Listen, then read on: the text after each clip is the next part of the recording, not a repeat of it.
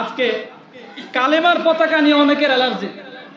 দেশের মধ্যে ব্রাজিলের পতাকার অভাব নাই, আর্জেন্টিনার পতাকার অভাব নাই, কালেমার পতাকা লাগাইলে কিছু মানুষের চুলকানি আছে না? নাই এগুলো কালেমার পতাকা নিয়ে যাদের চুলকানি, তাদের ব্যাপারে বলতে চাই, আল্লাহর নবীর তিনজন সাহাবী এক যুদ্ধে এই কালেমার পতাকা টিকিয়ে রাখার জন্য জীবন দিয়েছেন। তিনজন সাহাবী কালেমার পতাকা ধরে রাখার জন্য। সর্বশেষ খুব সম্ভবত জাফর ইবনে আবু তালেব রাদিয়াল্লাহু আনহু যখন তার দুইটা হাত কেটে ফেললো, তিনি কালেমার পতাকাকে তার মুখ দিয়ে দাঁত দিয়ে কামড়ে ধরে উঁচু করে রেখেছিলেন। কালেমার পতাকাকে তিনি পড়তে দেন নাই। সেই কালেমার পতাকা নিয়ে আজকে টাল বাহানা।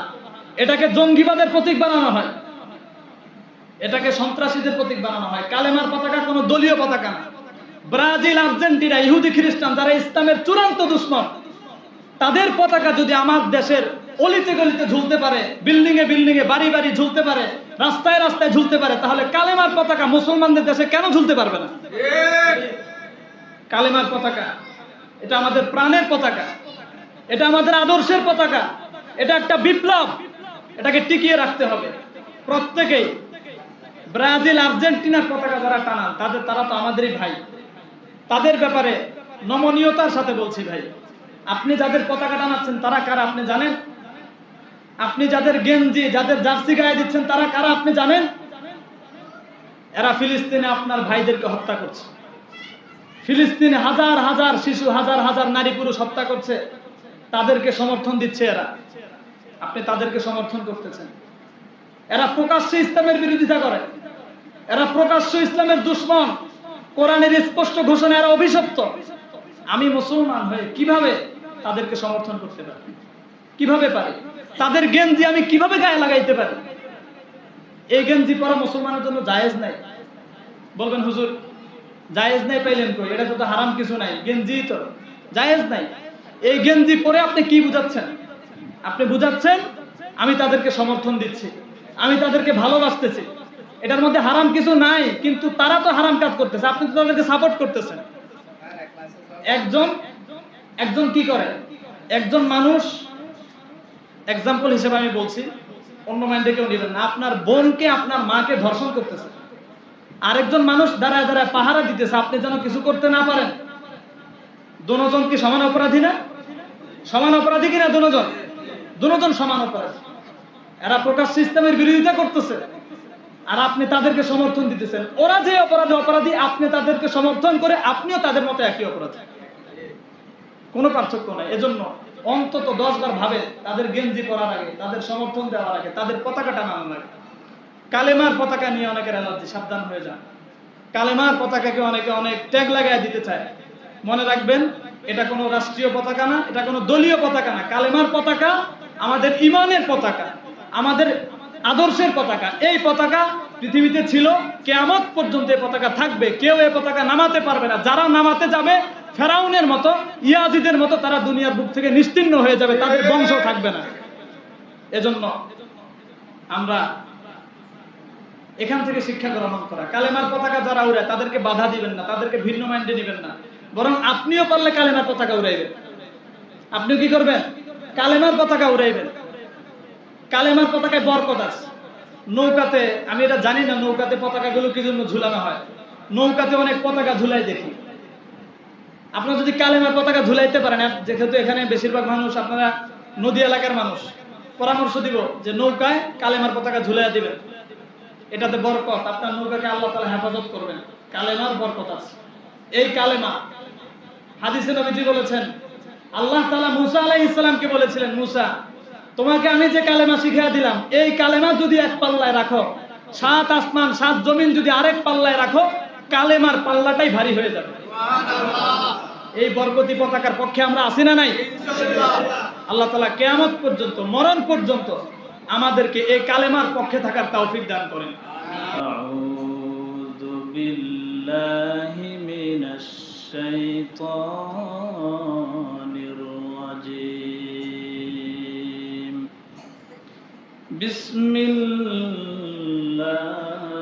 বিসমিল্লাহির রাহমানির রাহিম। ইন্নাল্লাহা ওয়া মালাইকাতাহু ইউসাল্লুনা আলান নাবী ইয়া আইয়ুহাল্লাযীনা আমানু সাল্লু আলাইহি ওয়া সাল্লিমু তাসলিমা আল্লাহুম্মা সাল্লি আলা সাইয়্যিদিনা মাওলানা মুহাম্মদ ওয়া আলা আলি সাইয়্যিদিনা মাওলানা মুহাম্মদ আল্লাহুম্মা সাল্লি আলা সাইয়্যিদিনা মাওলানা মুহাম্মদ ওয়া আলা আলি সাইয়্যিদিনা মাওলানা মুহাম্মদ। মন আমার কাঁদে রে, দিল আমার কাঁদে রে, যেতে সোনার মদিনা। মন আমার কাঁদে রে, দিল আমার কাঁদে রে, যেতে সোনার মদিনা। যে মদিনা ধন্য হলো, যে মদিনা ধন্য হলো, এ নবীর ঠিকানা। আল্লাহুম্মা সাল্লি আলা সাইয়্যিদিনা মাওলানা মুহাম্মদ ওয়া আলা আলি সাইয়্যিদিনা মাওলানা মুহাম্মদ। বালাগাল উলা বিকামালিহি কাশাফাত দুজা বিজামালিহি হাসনাত জামিউ ফিসালিহি সাল্লু আলাইহি ওয়া আলিহি। আলহামদুলিল্লাহ। মহান রব্বে কারীমের দরবারে অসংখ্য অগণিত শুকর সুজুদ, যে মহান মনিব আমাদেরকে পবিত্র জুমার দিনে জুমার সালাত আদায়ের জন্য মসজিদে আসার তৌফিক দান করেছেন, পাশাপাশি নামাজের পূর্বে আমাদেরকে কিছু কথা শোনার তৌফিক দান করছেন। এজন্য আমরা দিল থেকে শুকরিয়া আদায় করছি, সকলে বলছি আলহামদুলিল্লাহ। সম্মানিত মুসল্লিয়ান কিরাম, জুমার দিন এমনিতে সম্মানিত, মুহররম মাস এমনিতে সম্মানিত, তার উপরে আবার 10ই মুহররম আশুরার দিন আরো সম্মানিত। 3 সম্মানিত একসাথে। আমরা কি খুশি না বাজার? আল্লাহ তাআলা এই গুরুত্বপূর্ণ দিনে যে আমাদেরকে আগে আগে মসজিদে আসার তৌফিক দান করলেন, সবাই খুশি কিনা? উচ্চ আওয়াজে আরেকবার শুকর আদায় করি, আলহামদুলিল্লাহ। সম্মানিত মুসল্লিয়ানে কেরাম, আশুরা, মুহররম এই শব্দগুলোর সাথে আমরা খুবই পরিচিত, এবং পাশাপাশি আরেকটা শব্দের সাথে আমরা পরিচিত, এগুলোর সাথে কারবালা। 10ই মুহররম বা আশুরা আসলেই আমাদের দেশে কারবালা নিয়ে খুব আলোচনা হয়। এটা খারাপ কিছু না, কারবালা নিয়ে আলোচনা করা, কারবালার ঘটনা জানা, সেখান থেকে শিক্ষা গ্রহণ করা ভালো, নিঃসন্দেহে ভালো। তবে এই আশুরা কারবালার ঘটনারও আগ থেকে সম্মানিত, কারবালারও ঘটনার আগ থেকে প্রসিদ্ধ, এবং এটাকে ইসলামে একটি বিজয় দিবস হিসেবে পালন করা হয়। কি দিবস? বিজয় দিবস হিসেবে। সেই বিজয় দিবস হচ্ছে নবী মুসা আলাইহিস সালামের বিজয় দিবস। নবী মুসা আলাইহিস সালামকে আল্লাহ তাআলা এই দিনে বিজয় দান করেছেন। এজন্য আল্লাহর নবী সাল্লাল্লাহু আলাইহি সাল্লাম শুরুর দিক থেকেই এই দিনটিকে বিজয় দিন হিসেবে পালন করে আসছেন, রোজা রাখছেন এদিনে শুকরিয়া স্বরূপ আল্লাহ নবী সাল্লাল্লাহু আলাইহি সাল্লামের ইন্তেকালের অর্ধ শতাব্দী পরে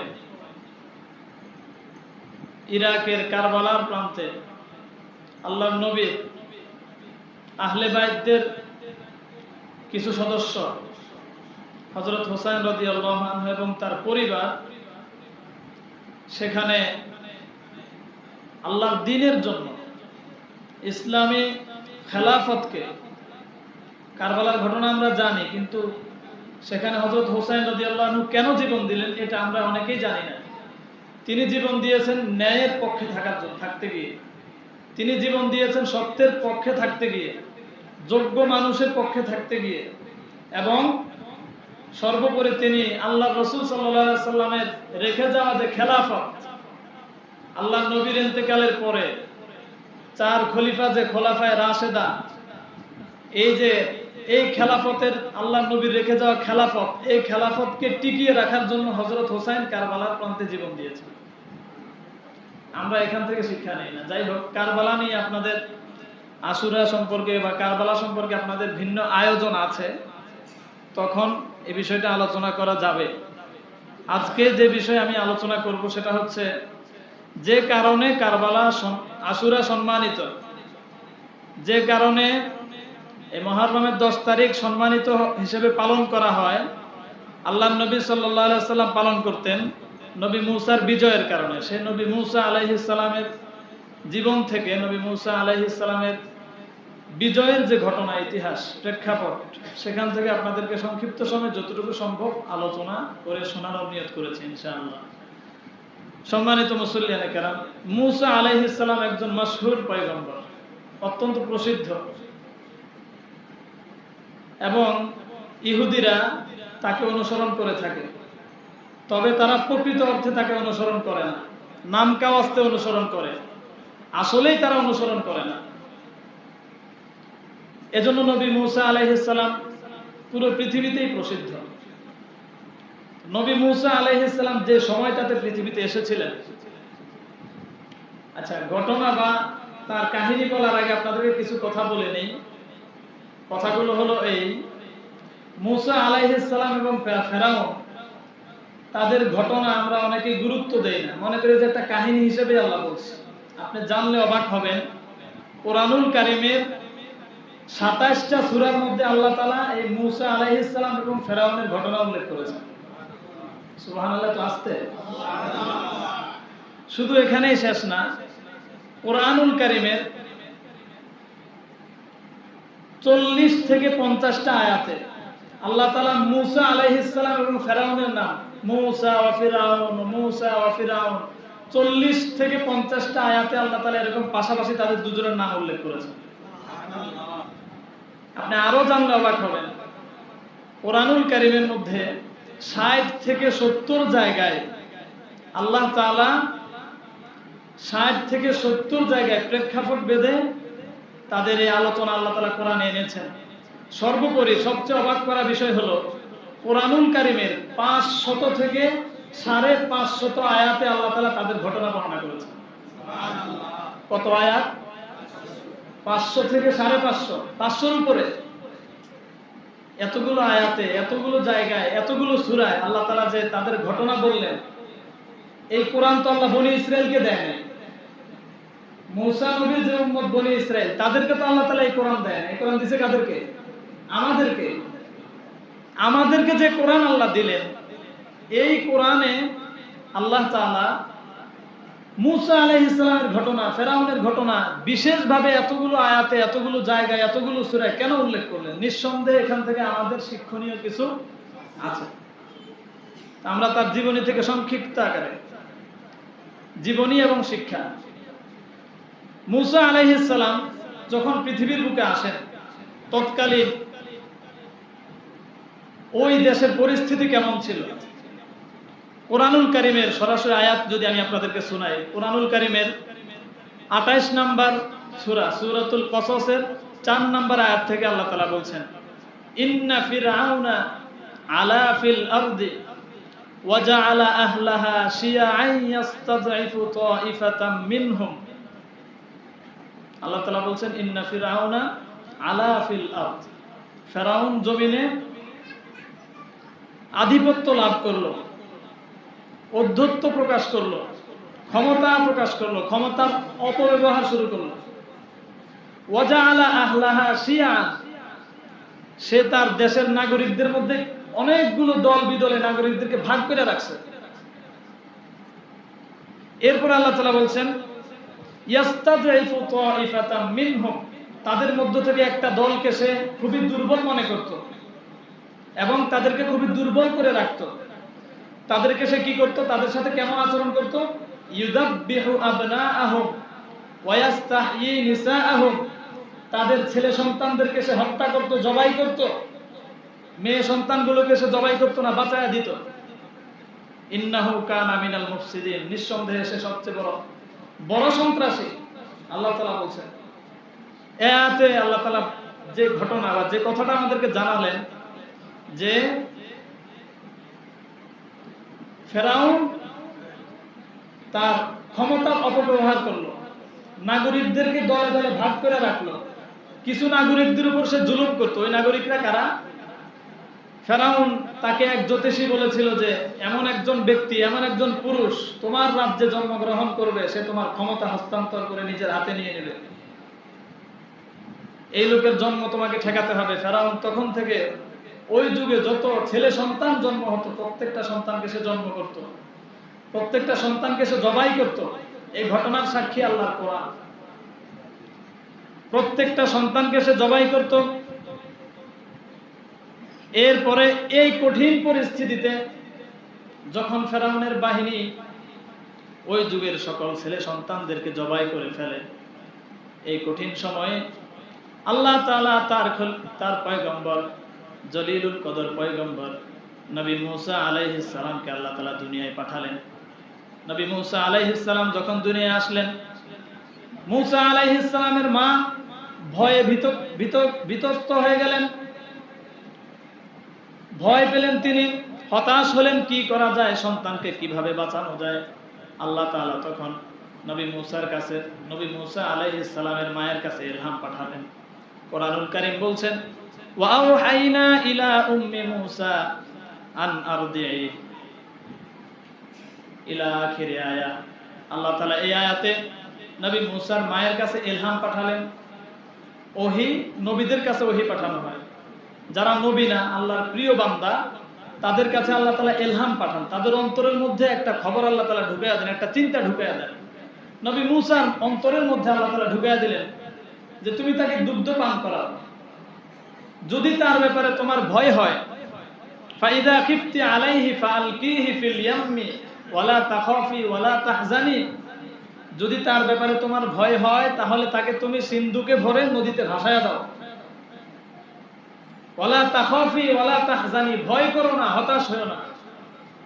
ইন্না রাদ্দুহু ইলাইকি ওয়া জাইলুহু মিনাল মুরসালিন, আমি তোমার সন্তানকে নিরাপদে তোমার হাতে ফিরিয়ে দিব এবং আমি তাকে আমার রাসূলদের অন্তর্ভুক্ত করে নেব। সুবহানাল্লাহ। তুমি তাকে সাগরে ভাসায়া দাও, আমি তাকে নিরাপদে তোমার কাছে ফিরাবো। শুধু নিরাপদে ফিরাবোই না, তাকে আমি আমার রাসূলদের একজন বানায় দেব। এই ঘোষণা, এই ওয়াদা আল্লাহ তাআলা তার মায়ের কাছে দিলেন। আমি যদি পুরো ঘটনা আয়াত টু আয়াত বলতে যাই অনেক সময়ের প্রয়োজন, আমি শুধু ঘটনাটা বলছি কোরআনুল কারীমে যেভাবে এসেছে সেভাবে। নবী মুসা আলাইহিস সালামের মা ভয় পেলেন যে সন্তানটাকে না যেন ফেরাউনের বাহিনী, ফেরাউনের পুলিশরা এসে জবাই করে ফেলে। সে ভয় থেকে তিনি একটা সিন্ধুকে ভরে তার সন্তানকে নদীতে ফেলে দিল, সমুদ্রে ভাসিয়ে দিল, দরিয়ায় ভাসিয়ে দিল। এই দরিয়া ভাসতে ভাসতে আস্তে করে ফেরাউনের যে রাজপ্রাসাদ রয়েছে সেখানে গিয়ে ভিড়ল। ফেরাউনের লোকজন সেখানে বাদশাটা দেখে এটাকে উঠিয়ে বাসায় নিয়ে গেল, ফেরাউনের রাজপ্রাসাদে নিয়ে গেল। এবার রাজপ্রাসাদে নেয়ার পরে দেখেন ফেরাউন সব পুত্র সন্তানদেরকে হত্যা করে, কিন্তু এবার কি হচ্ছে? এবার ফেরাউনের স্ত্রী বলছে, কোরআনুল কারীম বলছে ওয়াকালাত ইমরাতু ফিরআউন কুররাতু আইনিন লি ওয়ালাক লা তাকতুলুহু আসা আইয়ানফানা আও নাত্তাখিযাহু ওয়ালাদা। ফেরাউনের স্ত্রী ফেরাউনকে বলছেন, কুররাতু আইনিন লি ওয়ালাক, এই সন্তান, এই যে ছেলে, এই ছেলে তোমার এবং আমার চক্ষু শীতলকারী হতে পারে। লা তাকতুলুহু, তুমি তাকে হত্যা করো না। আসা আইয়ান ফানা, হয়তো সে আমাদের উপকারে আসবে। আও নাত্তাখিযাহু ওয়ালাদা, আমরা তাকে সন্তান হিসেবেও গ্রহণ করতে পারি, আমাদের তো সন্তান সন্ততি নাই, আমরা তাকে সন্তান হিসেবেও গ্রহণ করতে পারি, অথবা সে আমাদের উপকারে আসবে। আল্লাহ তাআলা শেষে বলছেন, ওয়াহুম লা ইয়াশউরুন, তারা জানে না, তারা বুঝে না যে এই সন্তান দ্বারা তাদের কি হবে, তারা এটা অনুধাবন করতে পারে না, এটা দিয়েই যে আল্লাহ তাদের পতন করাবে এটা তারা বুঝতে পারে না। ফেরাউনের স্ত্রী যখন এই প্রস্তাব দিলেন, ফেরাউন এবার প্রস্তাবটা গ্রহণ করলেন। ওই ছোট্ট সন্তান মূসা আলাইহিস সালামকে লালন পালন করার সিদ্ধান্ত নিলেন। কথা বুঝে থাকলে বলেন, যার ভয়ে ফেরাউন সমস্ত শিশু ছেলে সন্তানগুলোকে হত্যা করছে, ওই সন্তানকে আল্লাহ তাআলা তার ঘরে তুলে দিলেন। ফেরাউন ষড়যন্ত্র করেছে, আল্লাহ তাআলা কৌশল অবলম্বন করেছেন। আল্লাহ তাআলা ফেরাউনের ঘরেই তার শত্রুকে ঢুকাইয়া দিলেন। আল্লাহ চাইলে পারেন, আল্লাহ চাইলে পারেন সবই। এরপরে ফেরাউন সেখানে লালিত পালিত হচ্ছেন। পুরো ঘটনা আমি আপনাদেরকে বলবো না, ঘটনা থেকে শিক্ষা কি, শিক্ষাটা বোঝানো আমার মূল উদ্দেশ্য। ফেরাউনের ঘরে যখন নবী মূসা আলাইহিস সালাম বড় হতে লাগলেন, আল্লাহ তাআলা যখন তাকে নবুয়ত দিলেন, নবুয়তি কাজ যখন তিনি শুরু করলেন, ফেরাউন তার বিরোধিতা শুরু করলো। বিরোধিতা শুরু করতে করতে এক পর্যায়ে আল্লাহ তাআলা নবী মূসা আলাইহিস সালামকে ওহী করলেন, ওয়া আওহাইনা ইলা মূসা আন আসরি বিইবাদি ইন্নাহুম মুত্তাবাউন। ও মূসা, ফেরাউন তোমাকে জ্বালা যন্ত্রণা করে, আমি বুঝি, আমি দেখি, তুমি তোমার সাথে আমার যে বান্দারা আছে, আন আসরি বিইবাদি, তোমার সাথে আমার যে বান্দারা আছে, বান্দাদেরকে নিয়ে তুমি হিজরত করো, তুমি বের হয়ে যাও রাত্রে বেলা। ইন্নাহুম মুত্তাবাউন, তোমরা যখন বের হয়ে যাইবা, ফেরাউনের গোষ্ঠীও তোমাদের পিছনে তোমাদেরকে ধাওয়া করবে, তোমাদেরকে ধরার জন্য বের হবে। রাত্র থাকতে থাকতে তুমি বের হয়ে যাও। নবী মূসা আলাইহিস সালাম আল্লাহর আদেশ পাওয়া মাত্র তিনি তার কওমের লোকদেরকে নিয়ে, বনি ইসরাইলদেরকে নিয়ে রাত্রিবেলা বের হয়ে গেলেন। সকাল হতে না হতে ফেরাউনের বাহিনী নবী মূসা আলাইহিস সালামের যে দল ছিল তাদেরকে ধাওয়া করতে শুরু করলো। রাত্রে মূসা আলাইহিস সালাম বের হয়েছেন, সকালবেলা ফেরাউনের বাহিনী। ফেরাউন দেখেন, ফেরাউন তৎকালীন রাষ্ট্রপ্রধান, আর মূসা আলাইহিস সালাম এমন আসামি যাকে ধরার জন্য রাষ্ট্রপ্রধান সহ তার বাহিনী বের হয়ে গেছে। বের হয়ে গেলেন ধরার জন্য। কোরআনুল কারীমে আল্লাহ তাআলা বলছেন, ফালাম্মা তারা আল জামানি ক্বালা আসহাবু মূসা ইন্না লামুদরাকুন। ফেরাউনের বাহিনী যখন বের হয়ে গেল, এক পর্যায়ে সামনে সমুদ্র পড়লো। নবী মূসা আলাইহিস সালাম তার কওমদেরকে নিয়ে সেখানে দাঁড়ায় গেলেন। এবার ফেরাউনের বাহিনী পিছন থেকে গেল, এক দল আরেক দলকে দেখতেছে। ফেরাউনের বাহিনী মূসা আলাইহিস সালামের বাহিনীকে দেখতেছে, নবী মূসার বাহিনী ফেরাউনের বাহিনীকে দেখতেছে। এই কঠিন সময়ে অবস্থাটা কেমন ভয়াবহ! এই সময়ে নবী মূসা আলাইহিস সালামের সম্প্রদায়ের লোকেরা, নবী মূসার অনুসারীরা নবী মূসা আলাইহিস সালামকে বলছেন, ও নবী আমাদের, ইন্না লামুদরাকুন, আমরা বুঝি ধরা খেয়ে গেলাম, আমরা বুঝি ধরা পড়ে গেলাম। নবী মূসা আলাইহিস সালাম ওই কঠিন সময়ে রাষ্ট্রপ্রধান তার বাহিনী নিয়ে তাকে ধরতে গিয়েছে, সামনে সমুদ্র, বাঁচার কোনো উপায় বাহ্যিক দৃষ্টিতে নাই। ওই কঠিন সময়ে নবী মূসা আলাইহিস সালাম দীপ্ত কণ্ঠে তাদেরকে সান্ত্বনার বাণী শুনিয়ে বললেন, কাল্লা, কখনো নয়, কখনোই আমরা তার হাতে ধরা খাবো না। ইন্না মাইয়া রব্বি, আমার সাথে আমার রব রয়েছেন, সায়াহদিন, তিনি আমাদেরকে পথ বের করে দিবেন। সুবহানাল্লাহ! কি কঠিন পরিস্থিতি চিন্তা করেন। আমরা হলে কি করতাম?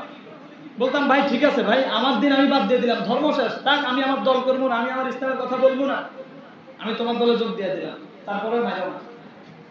এই পরিস্থিতির সম্মুখীন হলে আমরা এটাই করতাম। নবী মূসা আলাইহিস সালাম বললেন, কখনো নয়, আমরা তাদের হাতে ধরা খাবো না। আমার রব আমার সঙ্গে আছেন, সায়াহদিন, অবশ্যই তিনি আমাদেরকে পথ দেখায়া দিবেন।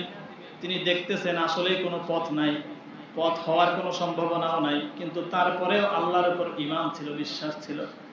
কুরআনুল কারীমে আল্লাহ তাআলা বলছেন, ফাআওহাইনা ইলা মূসা আনিদ্রিব বিআসাকাল বাহর ফানফালাকা ফাকানা কুল্লু ফিরকিন কাত-তাউদিল আযীম। মূসা আলাইহিস সালামকে আল্লাহ তাআলা তখন ওহী করলেন, ওহী পাঠালেন, মূসা তোমার হাতে যে লাঠি আছে এই লাঠি দিয়ে আনিদ্রিব বিআসাকাল বাহর, এই লাঠি দিয়ে তুমি সমুদ্রের মধ্যে বাড়ি মারো। লাঠি দিয়ে কি মারো? বাড়ি মারো। নবী মূসা আলাইহিস সালাম বাড়ি মারলেন, আঘাত করলেন পানির মধ্যে। ফানফালাকা ফাকানা কুল্লু ফিরকিন কাত-তাউদিল আযীম, সমুদ্রের পানিগুলো তৎক্ষণাৎ এমন ভাবে জড়ো হয়ে বিশাল বিশাল পাহাড়ের মতো উঁচু হয়ে গেল। মাঝখান দিয়া বেশ কয়েকটি রাস্তা হয়ে গেল। মুফাসসিরিনে কেরাম ব্যাখ্যা করেছেন, অনেক বর্ণনা এসেছে 12টি রাস্তা হয়েছিল। কয়টি রাস্তা? 12টি রাস্তা। সমুদ্রের মাঝখানে পানিগুলো পাহাড়ের মতো উঁচা উঁচা হয়ে পাশে দাঁড়ায় গেছে। নবী মূসা আলাইহিস সালাম তার উম্মতদেরকে নিয়ে, বনি ইসরাইলদেরকে নিয়ে নদীর মধ্যে, সমুদ্রের মধ্যে, দরিয়ার মধ্যে যে রাস্তা হয়েছিল, রাস্তা দিয়ে দরিয়া পার হওয়া শুরু করলেন। কুরআনুল কারীম থেকে যদি বলি, আল্লাহ তাআলা বলছেন, ওয়াজাওয়াজনা বিবানি ইসরাঈলাল বাহর, আমি বনি ইসরাইলদেরকে সমুদ্র পার করে নিলাম। ফাতবাহুম ফিরআউন ওয়া জুনুদুহু বাগিয়াম ওয়া আদওয়া, ফিরআউন এবং তার বাহিনীরা নবী মূসা আলাইহিস সালামকে ধরার জন্য, তার উপর জুলুম করার জন্য, তার সাথে সন্ত্রাসী কর্মকাণ্ড করার জন্য তার পিছনে পিছনে গেল। নবী মূসা সমুদ্রের রাস্তা পার হচ্ছেন, ফিরআউনের বাহিনীও সমুদ্রের রাস্তা পার হচ্ছেন। নবী মূসা ওই পাশে যখন উঠে গেল, আল্লাহ তাআলা বলছেন, হাত্তা ইদা আদরাকাহুল গরাকু, যখন ফিরআউন মাঝ সমুদ্রে আসলো, ইদা আদরাকাহুল গরাকু, আর যখন ফিরআউন ডুবতে শুরু করলো, আমি যখন ফিরআউনকে ডুবিয়ে দিলাম, ফিরআউন তখন আল্লাহর কাছে বলতেছে, আল্লাহ ক্বালা আমানতু আন্নাহু লা ইলাহা ইল্লাল্লাযী আমানাত বিহি বানু ইসরাঈল ওয়া আনা মিনাল মুসলিমিন। ফিরআউন বলে, আল্লাহ আমানতু আন্নাহু লা ইলাহা ইল্লাল্লাযী আমানাত বিহি বানু ইসরাঈল, আল্লাহ আমি ঈমান আনলাম, লা ইলাহা ইল্লা হুয়া, বনি ইসরাঈলরা, ইল্লাল্লাযী আমানাত বিহি বানু ইসরাঈল, বনি ইসরাঈলরা যে ইলাহের উপর ঈমান আনছে, যে মাবুদের উপর ঈমান আনছে, আমিও ঈমান আনলাম। আমি স্বীকার করতেছি বনি ইসরাঈলরা যার উপর ঈমান আনছে তিনি ছাড়া কোনো ইলাহ নাই। বলে না আল্লাহ ছাড়া কোনো ইলাহ নাই, আল্লাহ তুমি ছাড়া কোনো ইলাহ নাই। বনি ইসরাঈলরা যার উপর ঈমান আনছে আমিও এর উপর ঈমান আনলাম। শয়তানি বুদ্ধি আর কি, সরাসরি আল্লাহকে বলে না। অহংকারী, অহংকারের ঠেলায় আল্লাহকে ডাকতে, আল্লাহকে স্বীকার করতে সে পারে নাই। এজন্য বনি ইসরাঈলদের রবের উপর সে ঈমান আনছে। বনি ইসরাঈল তো আল্লাহর উপর ঈমান এনেছে। শেষে বলতেছে, ওয়া আনা মিনাল মুসলিমিন, আর আমি তো মুসলমান। আল্লাহ আমি তো মুসলমানদেরই একজন, আমারে তুমি কেন ডুবাও? আমি কেন মরতেছি? মুসা পার হয়েছে, আমি কেন পার হইতে পারি না? আল্লাহ তাআলা বলছেন, আল আনা ওয়াকাদ আসাইতা, এখন ঈমান আনতেছো। ওয়াকাদ আসাইতা, তুই তো নাফরমান, নাফরমানি করেছিস তুই। ক্বাবলু ওয়া কুনতা মিনাল মুফসিদিন, ইতিপূর্বে তুই সন্ত্রাসী করেছিস, শত শত হাজার হাজার নবজাতক শিশুদেরকে তুই হত্যা করেছিস, আমার পয়গম্বরের উপর তুই জুলুম করেছিস, তাকে শান্তিতে থাকতে দাস নাই, তুই তো সন্ত্রাসী। এরপরে আল্লাহ তাআলা বলছেন, ফাল ইয়াউমা নুনাজ্জিকা বিবাদানিকা লিতাকুনা লিমান খালফাকা আয়া, আল্লাহ তাআলা বলছেন আজকে তোর বাঁচার কোনো উপায় নাই। ফাল ইয়াউমা নুনাজ্জিকা বিবাদানিকা, আমি শুধুমাত্র তোর দেহটারে বাঁচায় রাখবো, তোর শরীরটারে আমি শুধু অক্ষত রাখবো, তোর শরীরটা আমি নষ্ট করব না, কিন্তু তুই বাঁচতে পারবি না। কোরআন বলছে ফিরআউনের শরীর অক্ষত থাকবে, এ শরীর নষ্ট হবে না। আল্লাহর কোরআন বলছে। প্রমাণ যদি চান মিশরে চলে যান, মিশরের জাদুঘরে অনেক লাশ আছে, মমি দিয়ে রাখে, মেডিসিন দিয়ে রাখে। ফিরআউনের লাশ এমন লাশ, এই লাশে কোনো মেডিসিন দেয়া লাগে না। আল্লাহু আকবার। এই যে ফিরআউনের লাশ, এটাকে অক্ষত রাখলেন কে? কেন রাখলেন? আল্লাহ তাআলাই বলছেন কেন রাখলেন। ওয়া ইন্না কাসীরাম মিনান নাসি আন আয়াতিনা লাগাফিলুন লিতাকুনা লিমান খালফাকা আয়া, যে অনেক মানুষ আছে পৃথিবীতে আসবে যারা তোর মতো ফেরাউনি স্টাইলে দেশ চালাবে, রাষ্ট্র চালাবে, ক্ষমতা চালাবে। তাদেরকে শিক্ষা দেওয়ার জন্য, তাদেরকে নিদর্শন হিসেবে দেখানোর জন্য আমি তোকে কিয়ামত পর্যন্ত অক্ষুণ্ণ রাখবো, তোর শরীর আমি পচাইতে দিব না। এজন্য ফেরাউনের লাশটা এখনো আছে। এরপরে আল্লাহ তাআলা বলছেন ওয়াআওরাসনাল কওমাল্লাযীনা কানু ইস্তাদআফুনা মাশারিকাল আরদি ওয়া মাগারিবাহা আল্লাতী বারাকনা ফিহা। এরপরে আমি ফেরাউনের ক্ষমতার পতন ঘটায়া যাদেরকে সে দুর্বল মনে করত, যাদেরকে সে দুর্বল করে রাখত, আমি আল্লাহ পশ্চিম থেকে পূর্ব, পূর্ব থেকে পশ্চিম পুরো জায়গায় সেখানকার সেই দেশে তাদেরকে আমি আল্লাহ ক্ষমতাশীল বানিয়ে দিলাম। সুবহানাল্লাহ। যাদেরকে সে দুর্বল ভাবত, ওই জায়গাটা কোনটা? মুফাসসিরিনে কেরাম লিখেছেন সেই জায়গাটা হচ্ছে শাম, ফিলিস্তিন। বর্তমানে ফিলিস্তিনের যারা নির্যাতিত, জুলুমের শিকার, সেই জায়গাটাতে আল্লাহ তাআলা নবী মূসা আলাইহিস সালামকে, তারা সেখানে দুর্বল ছিলেন, তাদেরকে আল্লাহ তাআলা ক্ষমতা দিলেন। এখান থেকে এই যে ফেরাউনের ঘটনা, এই ঘটনা যে দিনটিতে ঘটেছিল, এই দিনে, আজকের এই দিনে এই ঘটনা ঘটেছিল। এই দিনে ফেরাউন ডুবে মরেছিল। এই দিনে নবী মূসা আলাইহিস সালামকে আল্লাহ তাআলা বিজয় দান করেছিলেন। সেখানে আল্লাহ তাআলা ক্ষমতা দিলেন। শিক্ষা আমাদের জন্য ফেরাউনের, নবী মূসা আলাইহিস সালামের এই ঘটনা থেকে শিক্ষা নেওয়া, এটাই আমাদের আশুরার গুরুত্বপূর্ণ একটি কাজ, গুরুত্বপূর্ণ একটি আমল। শিক্ষাটা কি? ক্ষমতা যত দীর্ঘস্থায়ী হোক না কেন, যত বেশি হোক না কেন ক্ষমতা, একটা সময় না একটা সময় তোমার ক্ষমতার পতন ঘটবে। ক্ষমতা একদিন না একদিন তোমার হাত ছাড়া হবে। সেদিন আসার আগে তোমাকে সিদ্ধান্ত নিতে হবে, তুমি কি ভালো করবে না খারাপ করবে। ফেরাউনকে আজও মানুষ স্মরণ করে। ফেরাউনের নাম ফেরাউন না, আমরা যারা ফেরাউন বলি আসলে এটা তার নাম না, তার পদের নাম। ওই যুগে এরকম রাষ্ট্রপ্রধানদেরকে ফেরাউন বলা হইতো, ওই পদটাকে ফেরাউন বলা হইতো। এতই ঘৃণিত, এই পদটাকে আল্লাহ তাআলা ঘৃণিত বানায় দিয়েছেন। কিয়ামত পর্যন্ত এই নামে কোনো মানুষ কোনো কিছুর নামকরণ করে না। এজন্য শিক্ষা নেওয়া উচিত আমাদের। ক্ষমতা আসলেই আমরা যেন অপব্যবহার না করি, সে যেই হোক। বর্তমানেও আমাদেরকে চোখের সামনে বিগত কয়েক বছরে পৃথিবীর বহু দেশের রাষ্ট্রপ্রধানরা পালায়া গেছে। বাংলাদেশের কথা আমি বলতেছি না, বাংলাদেশ ছাড়াও পৃথিবীর বহু দেশে আরো 2-4টা দেশের প্রধানমন্ত্রীরা পলাইছে ক্ষমতার অপব্যবহারের কারণে। শিক্ষা গ্রহণ করার এখান থেকে। এজন্য আমরা যেন এখান থেকে শিক্ষা নেই। নবী মূসা আলাইহিস সালাম, ফেরাউন, কারবালা, কারবালার শিক্ষাও প্রায় এক। কারবালার শিক্ষা কি? হুসাইন রাদিয়াল্লাহু আনহু তিনি খেলাফতকে প্রতিষ্ঠিত রাখার জন্য তিনি দেখলেন যে সেখানে রাজতন্ত্র কায়েম হয়ে যাচ্ছে, সেখানে খেলাফত বিলীন হয়ে যাচ্ছে। পরামর্শ ভিত্তিক যে রাষ্ট্রপ্রধান নির্বাচনের যে সিস্টেম আল্লাহ রাসূল রেখে গিয়েছেন, সেই সিস্টেম বন্ধ হয়ে সেখানে ইয়াজিদ, মুয়াবিয়ার পরে ইয়াজিদ রাষ্ট্রপ্রধান দাবি করে রাষ্ট্রপ্রধান হয়ে সে রাজতন্ত্র মুলুকিয়াত কায়েম করতেছিল। তখন হযরত হুসাইন রাদিয়াল্লাহু আনহু নিজে জীবন দিয়ে সেই খেলাফতকে টিকিয়ে রাখার আপ্রাণ চেষ্টা তিনি করেছেন। এখান থেকেও শিক্ষা, খেলাফতকে টিকিয়ে রাখতে হবে আল্লাহর জমিনে, খেলাফতকে প্রতিষ্ঠিত করতে হবে, কালিমার পতাকাকে উড্ডীন করতে হবে। আজকে কালেমার পতাকা নিয়ে অনেকের অ্যালার্জি। দেশের মধ্যে ব্রাজিলের পতাকার অভাব নাই, আর্জেন্টিনার পতাকার অভাব নাই। কালেমার পতাকা লাগাইলে কিছু মানুষের চুলকানি আছে না? নাই এগুলো কালেমার পতাকা নিয়ে যাদের চুলকানি, তাদের ব্যাপারে বলতে চাই, আল্লাহর নবীর তিনজন সাহাবী এক যুদ্ধে এই কালেমার পতাকা টিকিয়ে রাখার জন্য জীবন দিয়েছেন। 3 জন সাহাবী কালেমার পতাকা ধরে রাখার জন্য। সর্বশেষ খুব সম্ভবত জাফর ইবনে আবু তালেব রাদিয়াল্লাহু আনহু যখন তার 2টা হাত কেটে ফেললো, তিনি কালেমার পতাকাকে তার মুখ দিয়ে, দাঁত দিয়ে কামড়ে ধরে উঁচু করে রেখেছিলেন। কালেমার পতাকাকে তিনি পড়তে দেন নাই। সেই কালেমার পতাকা নিয়ে আজকে টাল বাহানা। এটাকে জঙ্গিবাদের প্রতীক বানানো হয়, এটাকে সন্ত্রাসীদের প্রতীক বানানো হয়। কালেমার পতাকা কোনো দলীয় পতাকা না।